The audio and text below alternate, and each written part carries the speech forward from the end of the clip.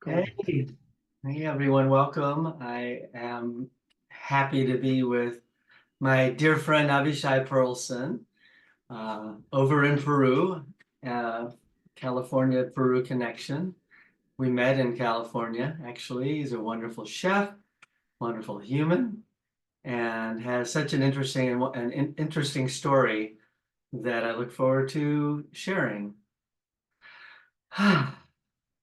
Thank you, Michael. It's a pleasure and an honor and a joy to be sharing this moment with you. And thanks for um, maintaining this friendship over years and over distances. And thanks for coming to visit us in Peru a few years ago.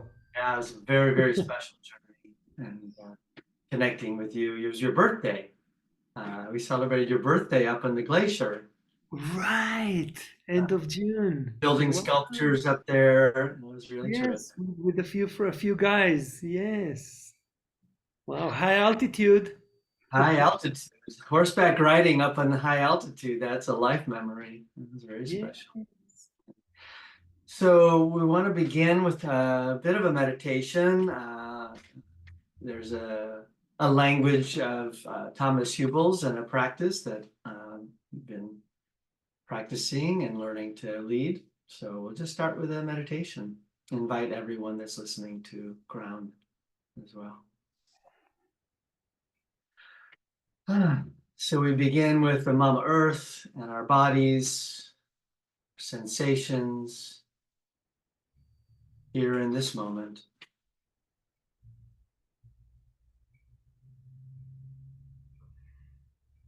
We're sensing our base, our feet, our legs. Tuning into our bodies, maybe adjusting our seats.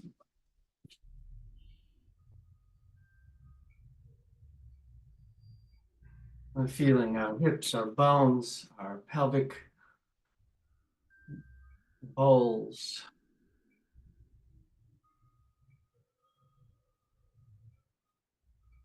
Our visceral bodies, all our organs, our bellies, our hearts, our lungs.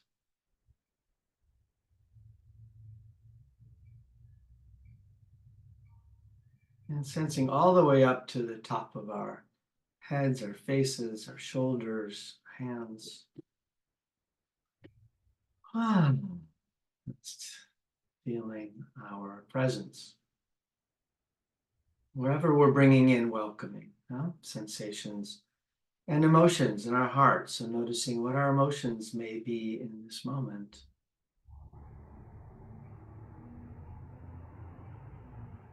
Gratitude, excitement, nervousness, sadness, whatever's there in our emotional bodies.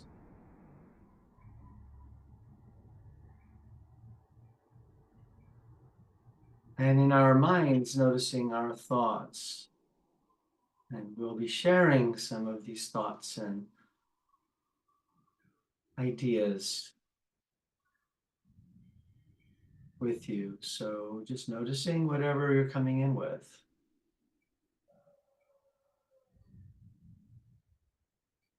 Our thought process. And our breathing, our respiration, our inhalation. And then just softly opening our eyes and being present. Here we are with each other, Avishai, and if you're listening, go off screen. You can look around the room. It's good to notice no tigers and the colors and the light that surrounds us.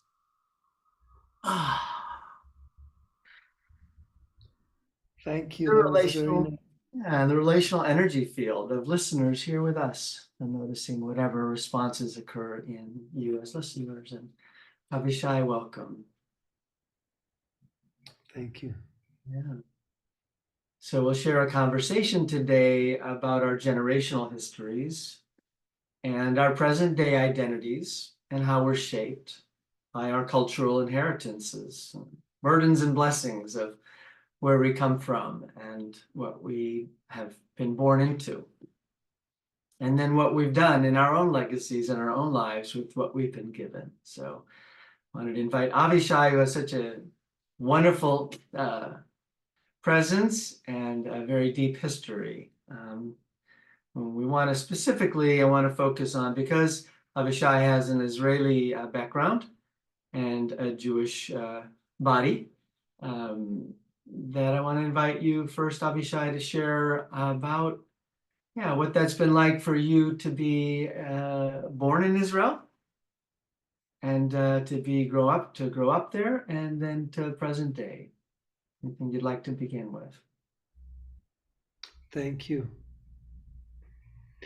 It's interesting. Recently, I've been pondering the fact that I was born Jewish and born in Israel and born in a kibbutz in the Galilee. And even today and yesterday during my morning walks, I take my dogs for a morning walk early every morning here in the fields outside of our village in the Sacred Valley by the Urubamba River.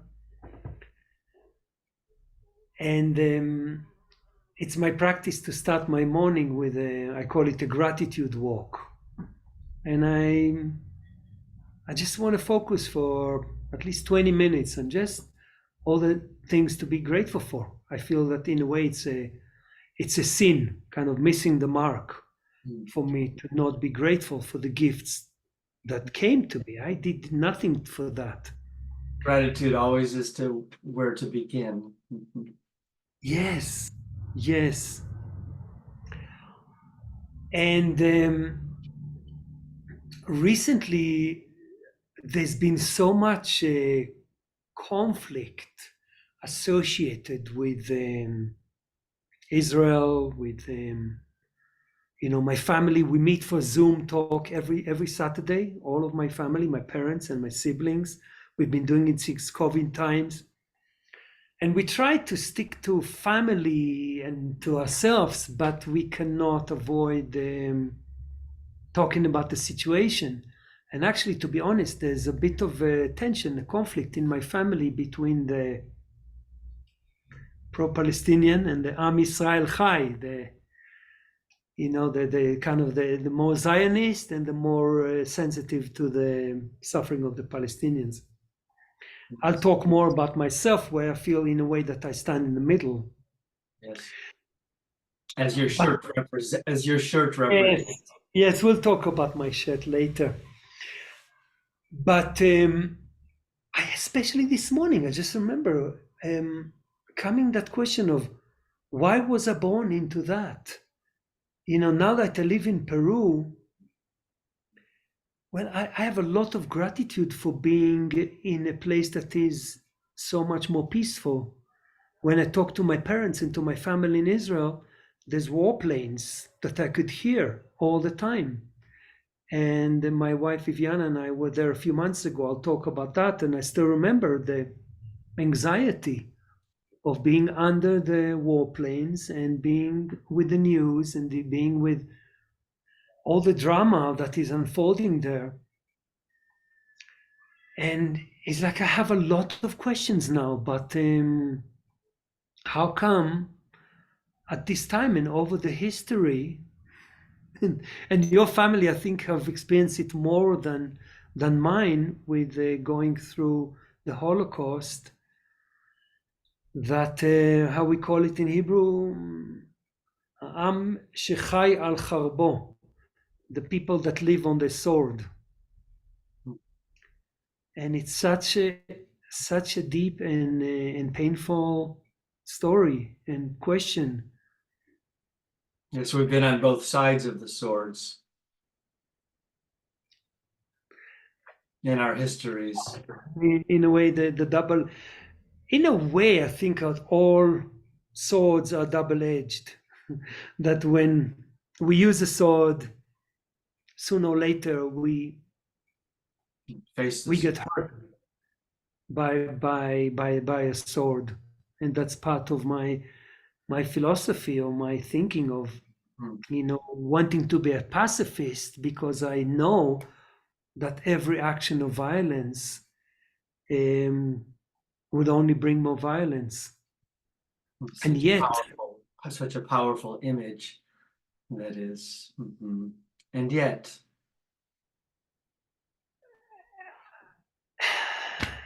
And that's my story. Well, anyway, I just wanted to share that question and the pondering of yes, on one hand, I feel so blessed yes, that I was born in a kibbutz and I was born Israeli and I was born Jewish yeah, and I feel a deep connection. I think you and I share that. We met in a context of a kind of a new age alternative Jewish groups in the East Bay in California and really shared the joy of the deep mystic Jewish wisdom and Jewish rituals and feeling kind of a gratitude and a gift to be born into this tribe. And at the same time, especially now, there's so much pain and so much confusion and so much fear of the future. that these conflicts are so intense inside of, speak for myself, inside of my soul.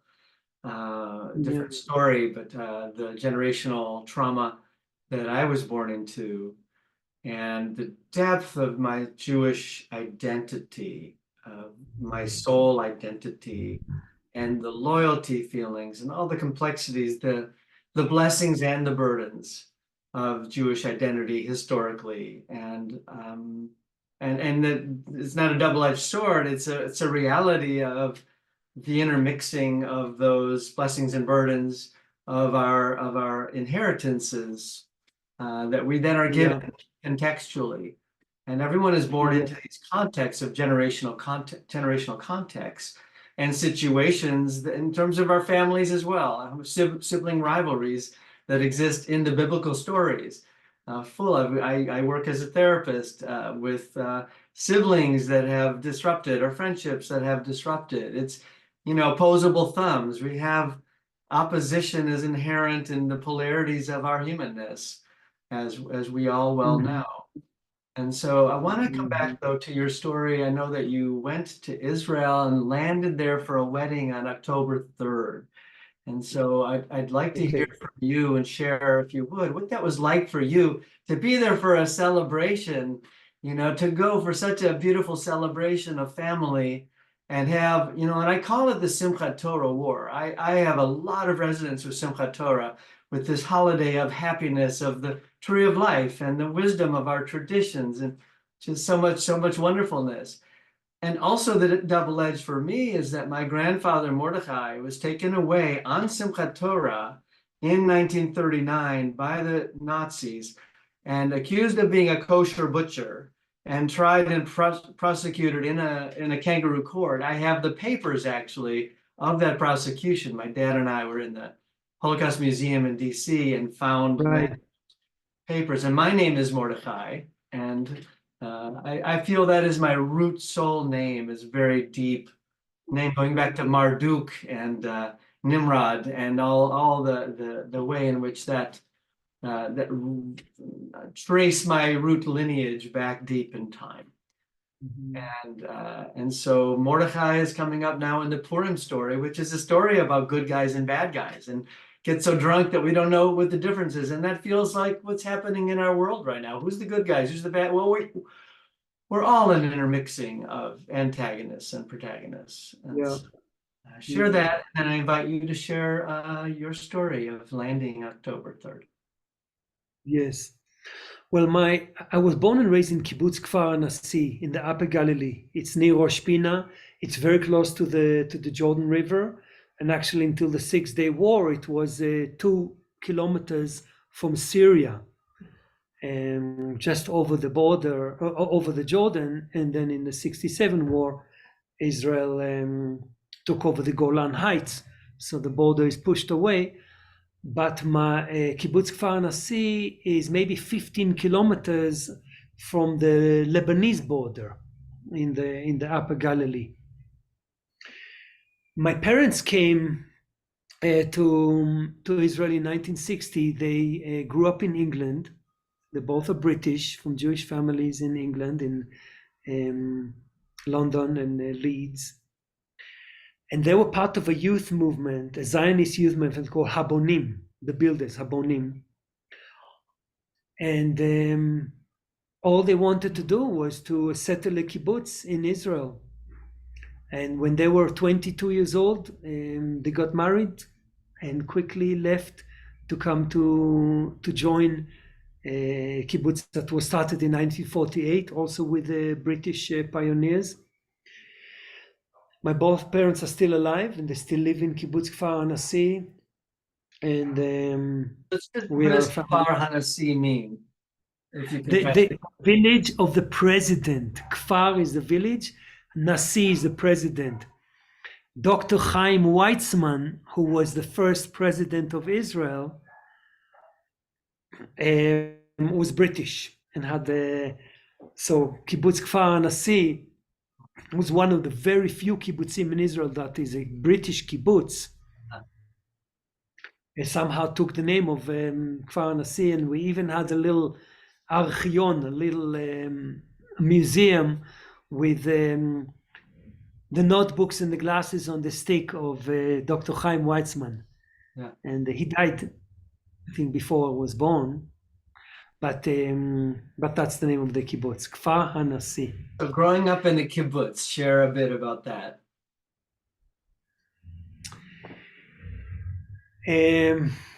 I'm so grateful that I was born into a kibbutz. I was born when there was still Lina Meshutefet, that the children houses.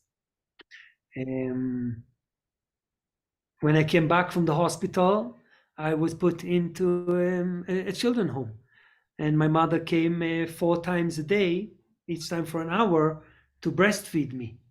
The rest of the time, my parents didn't see me, and I was taken care of by metaplot, by other women who were caring for the babies. A children's home, and just to fast forward here for others, for the listeners, is that Avishai has accomplished, has a legacy that I have great admiration and respect for. He and his wife, Viviana, who is Peruvian, have created a home, El Ninos, Casa de Ninos, if I'm pronouncing that correctly.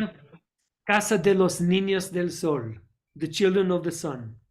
And he's helped, they've helped raise how many children that were orphaned.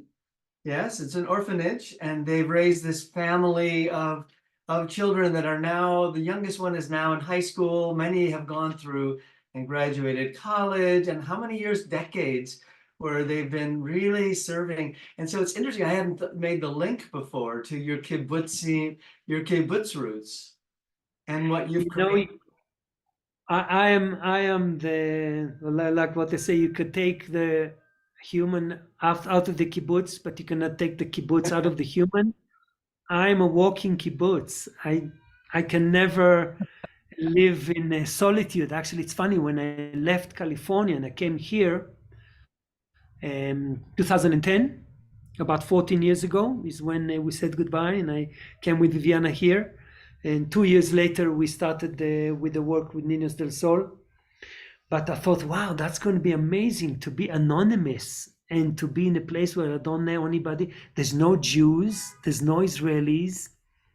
And right, which is an interesting move in itself, further deeper into the diaspora. And we talk about the galut, which is living outside of Israel. And so we'll come back to that theme you know, and I think it's so important for listeners that are not Jewish to hear this about kibbutzim and what it was like to be an Israeli. We were like Zionists, and we were wanting to like fight and murder. You know, we're people that were refugees that had been have been really persecuted and oppressed for many centuries, and then the Shoah.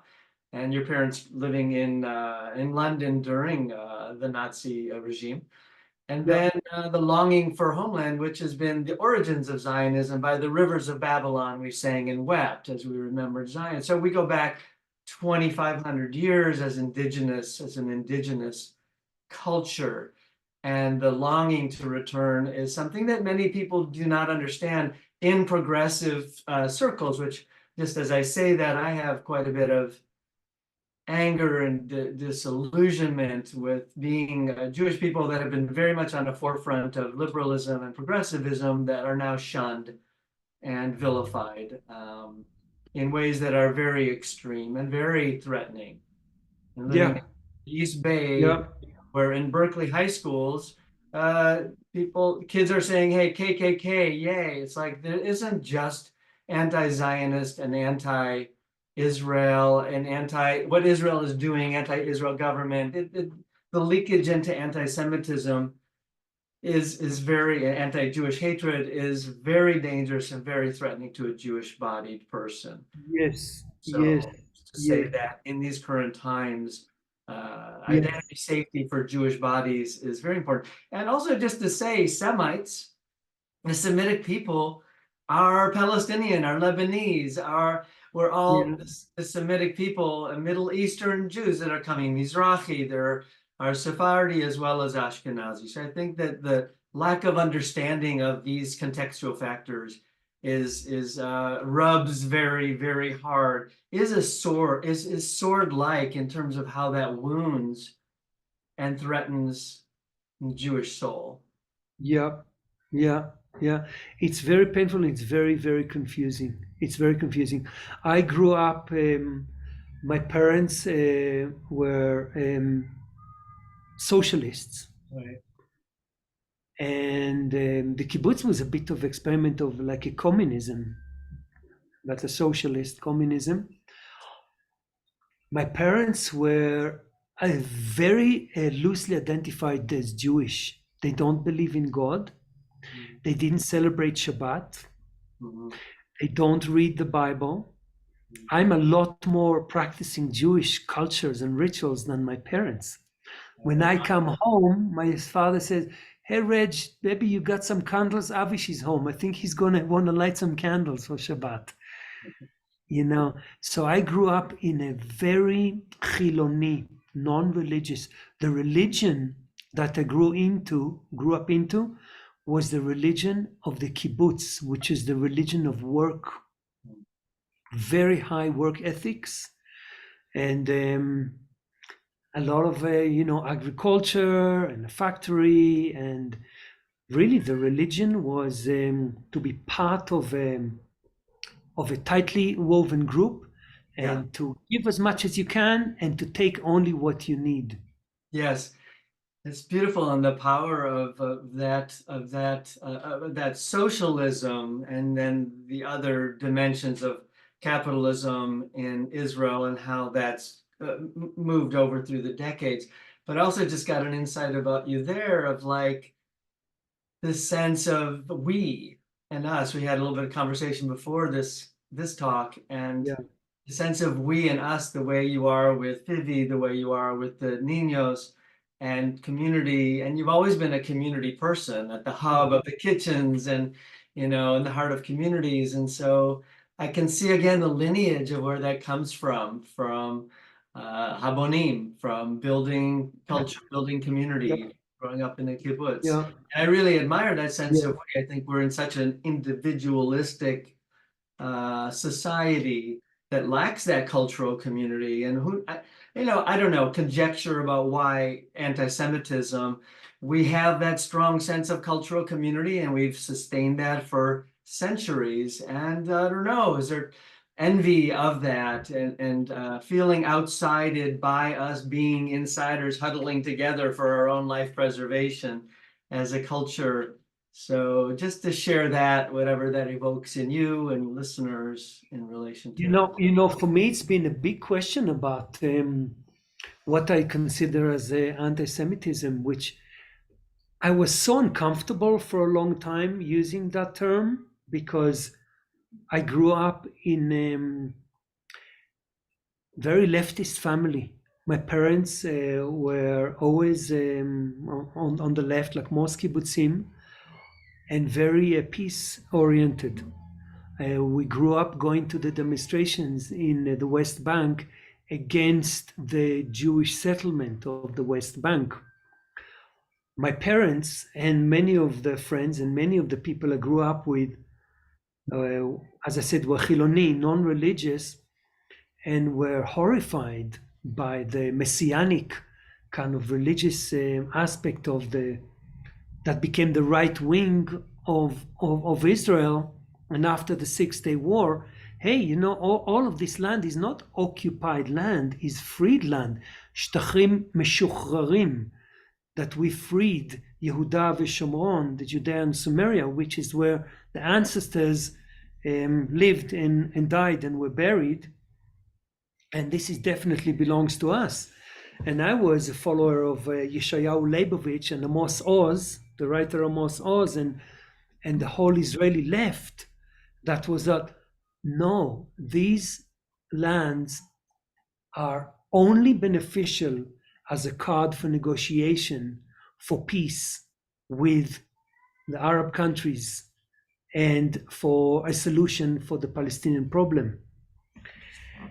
And for decades, there's been a term of Yoshvim al Chavit Chomer Nefetz.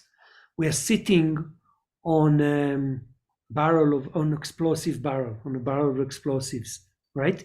If we don't address the Palestinian problem, and if we continue with building the settlements and settling the West Bank, and at the time Gaza, and we don't find a solution, this is going to explode. And that leads us to now. Many of us see that this is the explosion of what Israel didn't manage to take care of. Your dogs are exploding in the background too. I noticed that. You know, Jewish humor always is going to survive. You know, the legacy of Jewish humor. My dad, who's a Shoah survivor, I don't know if I should tell this joke. He has so many, but I'll tell this one. He survived a death march from Kibbutz Kfar Hanassi, where he and his three sisters, who all survived, dispersed into different camps. And my dad was then on a death march to Buchenwald and survived. Buchenwald was liberated. We celebrate April 11th, his liberation from Buchenwald. And once I was in Cleveland, Ohio, and my hometown where I was born and raised. And dad comes home, and you know, mom had sent him off for some organic, I don't know, apples and bananas. And he's like, Rose, they didn't have organic bananas. That's why I left Buchenwald. They weren't serving organic food. Yeah, like going back. He saw people hung on the road. He saw people die and fall on the death march. And he asked the question often, why, where was God, is his question. Yes. I do feel the sense of, in me, because I've lost 3 grandparents were murdered, many uncles and cousins and relatives. We lost so many in the Shoah. I understand deeply what it feels like to have been sheep for thousands of years in my body. And I also understand warrior spirit. I understand, and warriors certainly cast big shadows, and warriors have responsibility, and leaders have power, has responsibility. At the same time, I understand the Lion of Judah. I understand the fierce rage and don't fuck with us. So it's this complexity of don't fuck with us, and we've been fucked with. And so now we are lions and we're tearing up Gazans, and the tragedies are awful.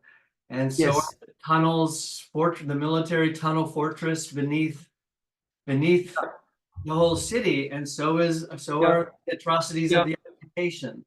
And the cycles of trauma and violence are so distressing for all of us. And vicariously as well as directly. Maybe you can share some of what that evokes in you. Absolutely, and I'll come back to the 3rd of October and to our visit in Israel. But what I don't understand is how so many intelligent, liberal, educated people are siding with the Hamas. For me, it's very, very confusing. I'm the first one to criticize the right-wing government of Israel.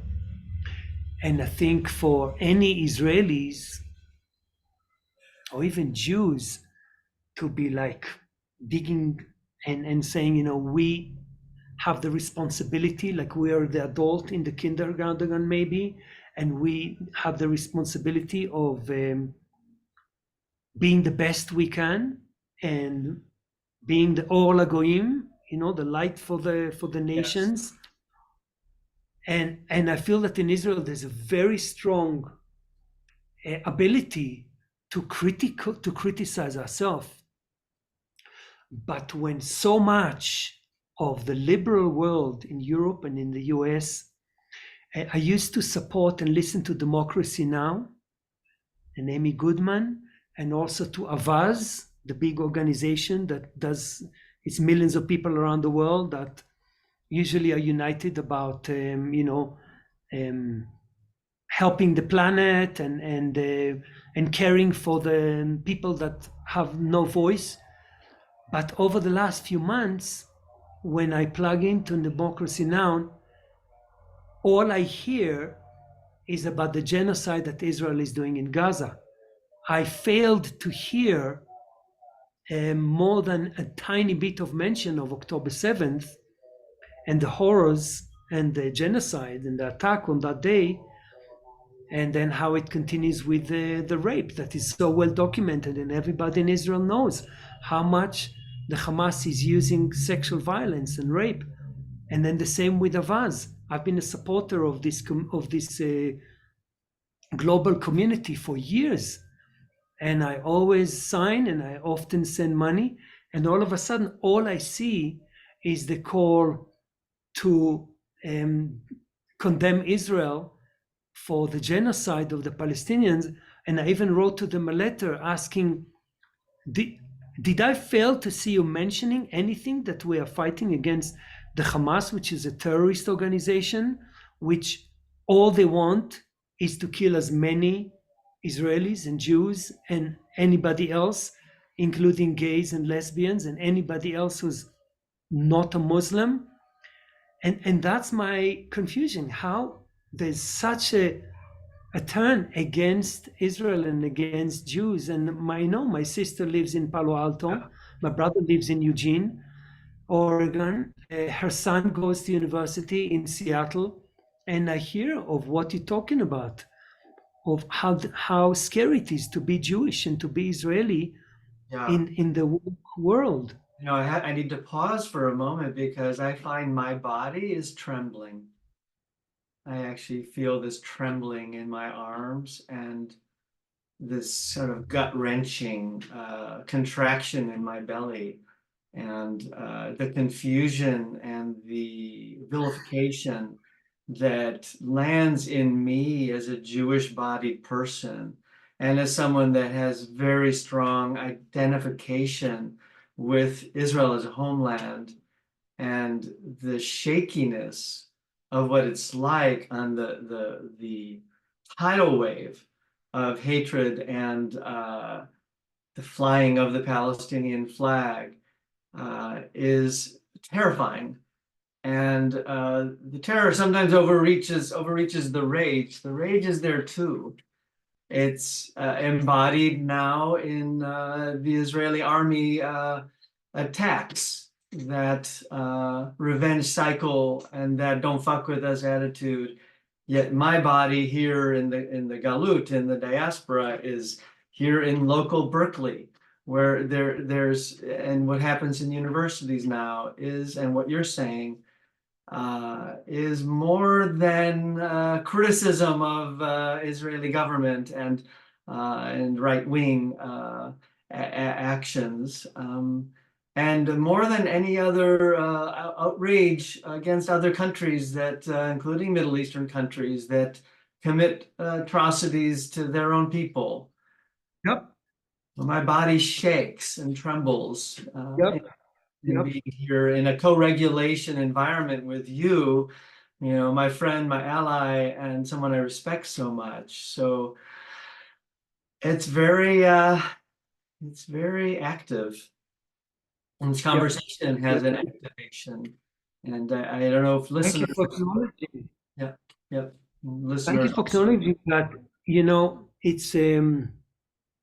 It's such a difficult time, and it's such a difficult topic, and there's so few places to feel safe to be honest, and then to be like in the middle between the extremists on both sides.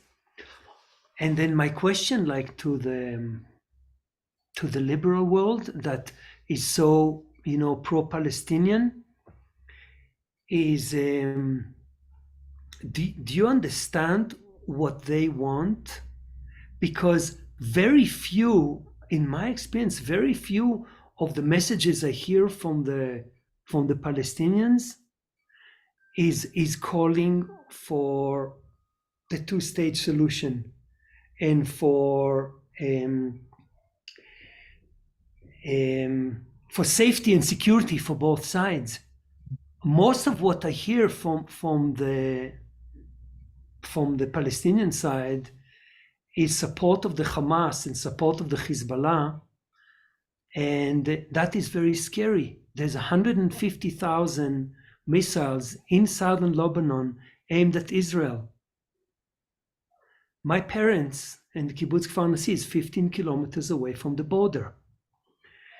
After the 7th of October, all of the kibbutzim and the moshavim and the Kiryat Shmone, that is like up to 5 kilometers from the Lebanese border, had to evacuate. They still evacuated 5 months later. Because it's too dangerous to be there, because snipers and bombs. But then there's a lot of talk about the Hezbollah, which is of course an arm of Iran, of the extreme jihad. They're much bigger and much stronger than the Hamas, and all they want is the destruction of Israel. I don't think they care about the Palestinian issue. I don't think they care about peace talks. I don't think they care about, finding a way to resolve problems. This is serious shit. All they want is a destruction of Israel. All the Hamas want is a destruction of Israel.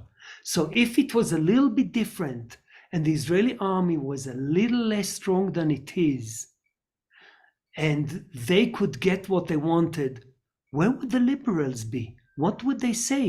Would they scream at the Hamas, stop the genocide of the Jews in Israel? On this subject, yeah, if I may, and the subject, several things occur to me. One is, so first question is, who's listening now to this conversation? I'm sure you're having body responses. I'm sure you're having visceral responses, and whether you're Jewish or Israeli or you're Arab or you're Muslim, you're going to be having reactions because this is such hot button subjects. And my body's having these reactions and hasn't metabolized all this. We know that also, as you've just said, it's dangerous to speak in public environments at this point as a Jewish person. There was just the executive director of Yerba Buena Arts Center in San Francisco just resigned because of the vilification he felt as a Jewish person in that environment. And the dangerousness to talk about what it's like if we say anti-Semitism or we say anti-Jewish hatred, that we can be vilified by others for even saying that. What do you mean? What's it like for the Gazans?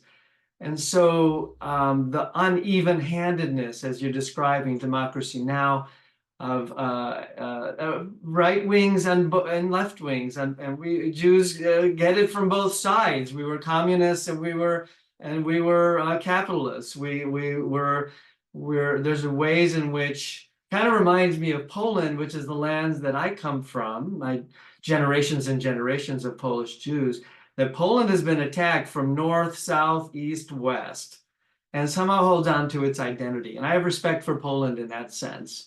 And other ways as well. My mother's life was saved by a Polish girl who pretended to be my mother's sister, and my mother was hiding in Warsaw during the Shoah as a young child. And so Also, I'm reminded of Thich Nhat Hanh's a beautiful peace-loving teacher who didn't take a side in the Vietnam War, and so wasn't trusted by either side. You know, birds cannot fly with only one wing, and it's so important to be able to have the body of being able to hold all the wider narratives. And we're in such a polarized time, politically, so much polarization.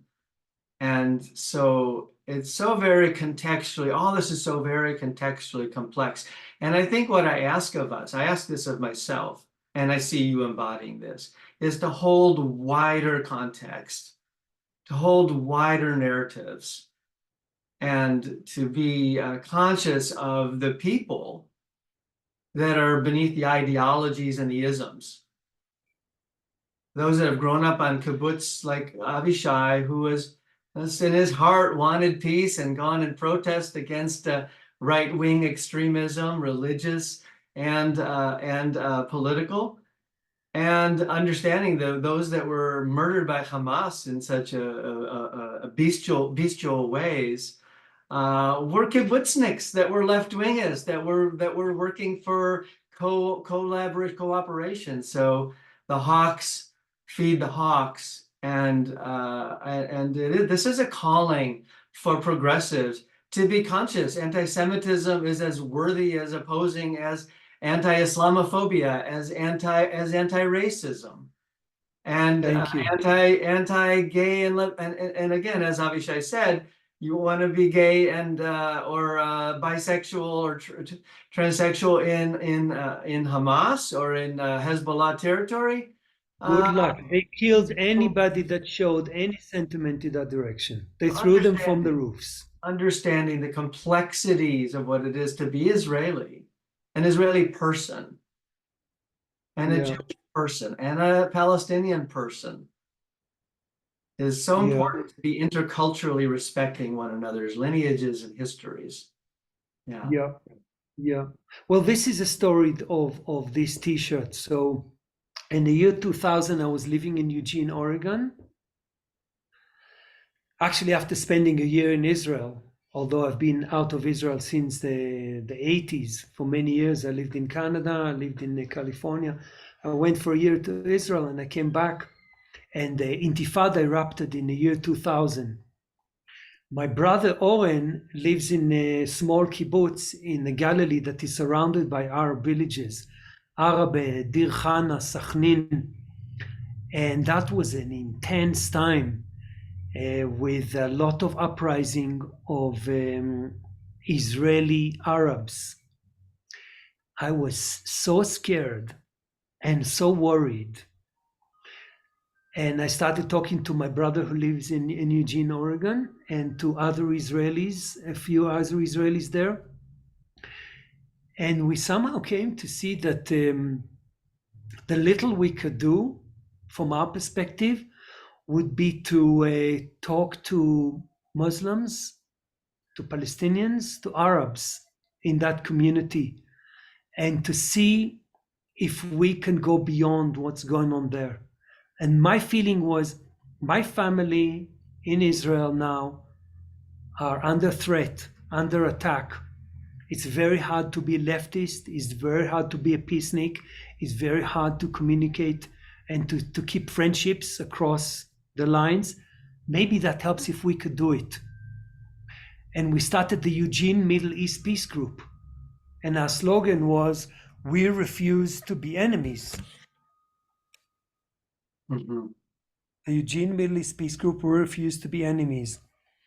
And we designed this T-shirt. I was part of it was my idea to put the peace sign and to have the two flags. We came together with the wording. So he said, Shalom Aleichem wa Aleikum Assalam. Okay, so peace be on you, and on you be peace in Arabic. And imagine progressive democracy now selling those T-shirts and feeling for that. Go Amy, let's sell those T-shirts together. Yeah, let's do that. That message is so important, and then holding that center again, as you said, is very hard across the divides. Also, religious and secular divides in Israel has been very, very, very difficult. And the way you describe, let's finish up here soon. The way you described your brother's kibbutz as surrounded by Arab villages, I think is an important message too. Israel didn't just come in and bulldoze every Arab village. Israel in the 48 war, it's very complex. That ways in which, yes, there were many hundreds of thousands of refugees created by that war, a war that was not begun by Israel, other than Israel's existence and determination of a nation state, which was, of course, by the UN Declaration. And also then equal number of refugees that have come to Israel from Arab lands where we were kicked out when Israel was declared. All the Arab nations declared war against Israel at that point. And so context, context, context. And to be able to hold the wider narratives, that's my wish for people. And you embody that. And you embody such an interesting mix of this Jewish background, non-religious, socialist, growing up in a kibbutz, having family there, going there on October 3rd and going through the horror and Yes, shock. I was just going to mention what happened, that we had a family reunion with the wedding of my brother Owen, of a daughter of my brother Owen, who Owen and Yona live in the kibbutz Yachad in the Galilee. Like I Yachad, said, which means together. yes, yes. And one of their daughters had a wedding near Wadi Ara in Katsir, and we celebrate. We had a family reunion. People came from England, from the US, from Canada, from France.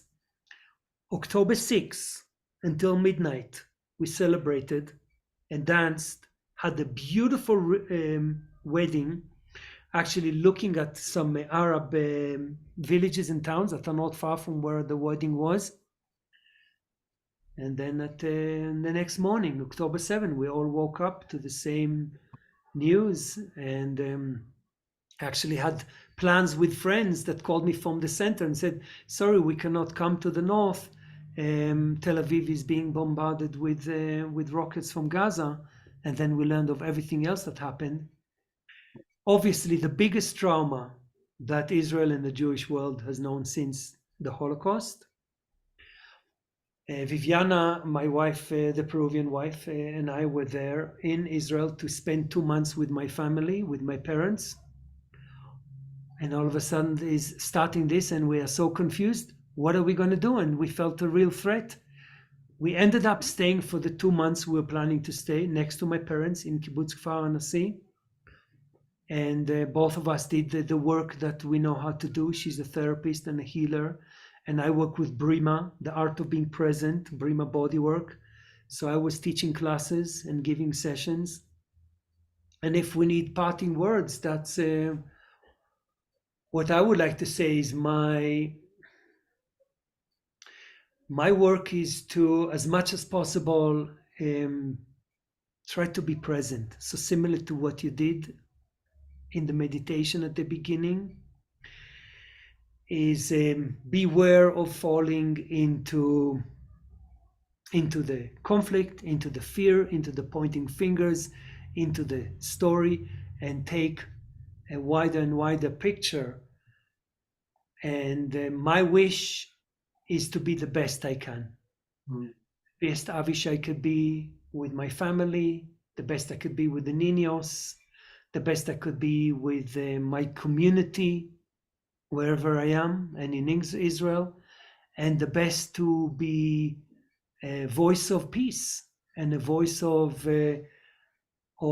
finding that most people want to live in peace and harmony, and not let the fanatics and the crazy messianic Jews and Muslims carry us into this nightmare.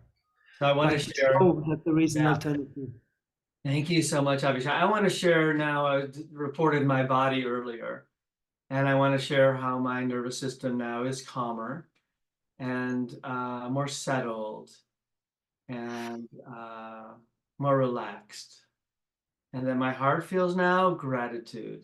and thankfulness and friendship and humility. I feel very humble, and I felt a sadness waking up this morning, and that tones of the Jewish music has those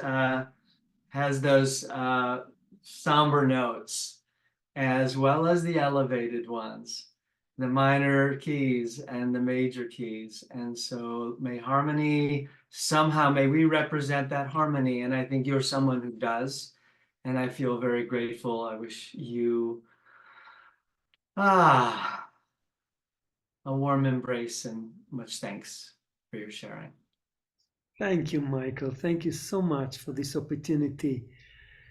Wow, it's not easy times, but I'm so grateful for so many things in my life, and including what you and I share, and the ability to talk. And my wish is to be part of creating heaven on this earth, whether it's with planting fruit trees, or with being as friendly as I can to my neighbors, or with being full of gratitude for people who do good things. That's what I want to remind myself.